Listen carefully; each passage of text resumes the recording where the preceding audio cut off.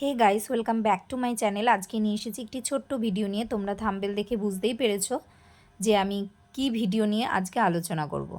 তবে শোনো, শ্রাবণ মাসের যে খাবারগুলো তোমরা খাবে না সেই বিষয়গুলো নিয়েই আমি আলোচনা করব। তার আগে বলবো, এই শ্রাবণ মাসটা হচ্ছে বাবা ভোলেনাথের মাস, অর্থাৎ এই মাসটি অত্যন্ত একটি শুভ মাস।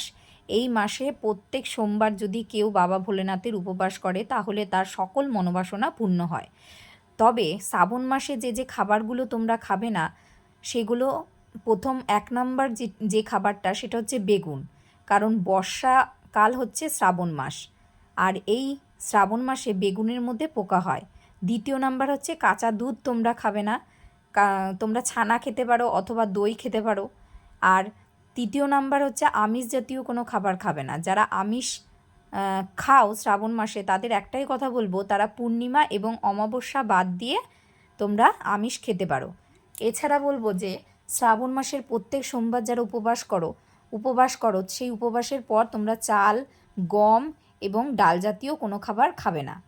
তবেই তোমাদের উপবাস যদি না খাও ভালো মতো হবে এবং তোমাদের মনোবাসনাও পূর্ণ হবে।